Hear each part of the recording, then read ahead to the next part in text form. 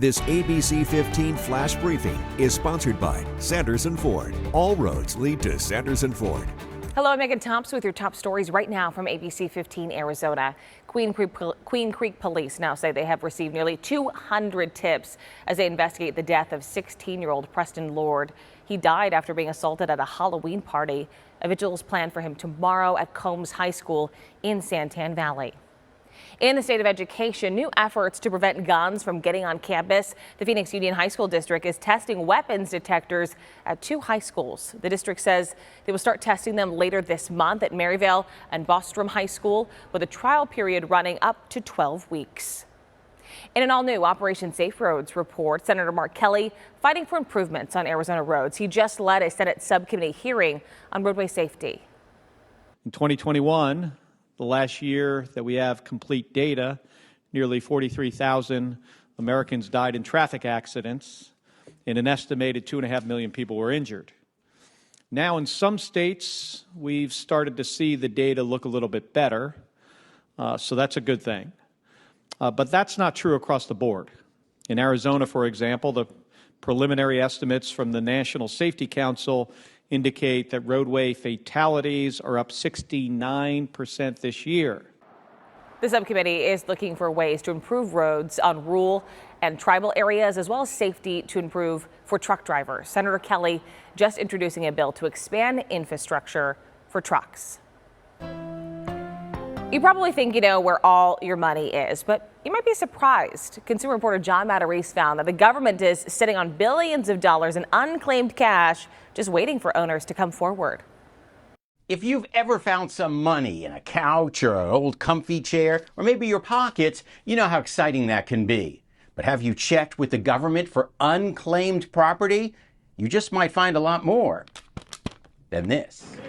We asked these lunchtime diners to look up their names on the national database. Have you ever found unclaimed funds before? I have not. I'm assuming those are all me. Jordan Toney got a pleasant surprise. What does it say? I have $25 to $50 unclaimed. Garen Gibson found $50 from a cell phone carrier. Was it surprising to find that? It was, actually. I didn't know about it. I always tell people this is like the best job in state government. Patty Wilson is the unclaimed property administrator for the state of Washington. She works every day to help connect people with forgotten money. We're talking hundreds of billions of dollars in unclaimed funds that are being held. Those funds are things like uncashed checks, insurance payouts, or old apartment deposits. If the business can't find you, by law, they have to turn that money over to the government. 1 in 7 Americans has abandoned cash. The folks that are like, I know every penny and where it's at, those are the people that are going to have something out there. It is what I found. We want to help you check, so pull out your phone. Scan the QR code on your screen. That will take you to missingmoney.com, where you can then type in your name. The database will scan every state you've lived in for unclaimed funds. If it finds something, you just need to click Claim, then follow the instructions to prove your identity. Next thing you know, you'll be getting a check in the mail just in time for the holidays. It can really make, someone's day. Jonathan Coleman found between $50 and $100, so that's not bad. Yeah. That's money I didn't have before. And that way you don't waste your money. I'm John Matarese.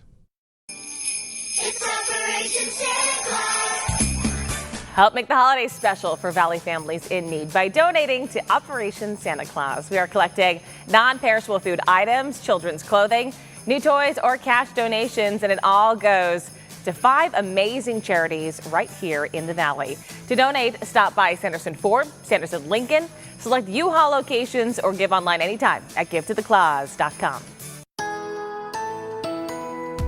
Time now for that most accurate forecast. I'm meteorologist Iris Hermosillo. Temperatures finally dropping today, down to near normal after reaching another day in another high in the 90s yesterday. So another day in those 90s. Today, we're going to be more than 10 degrees cooler. That high 80 degrees in Phoenix, 50s and 60s. And meanwhile, across northern Arizona, we still will have some breezes across that northern half of our state, but the strongest winds today will be along the Colorado River in areas where those wind gusts will pick up as high as 45 miles an hour. We will will be under wind advisories today, even into tomorrow. For the valley, though, light breezes again, gusts near 15 to 20 miles an hour. You'll notice that temperature today down to 80. Then we get cooler Thursday and Friday down to 79.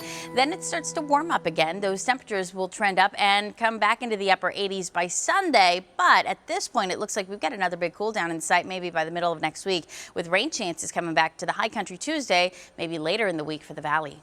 For the latest headlines, weather, and traffic, head on over to ABC15.com or download that free ABC15 mobile app. This ABC15 Flash Briefing is sponsored by Sanderson Ford. All roads lead to Sanderson Ford.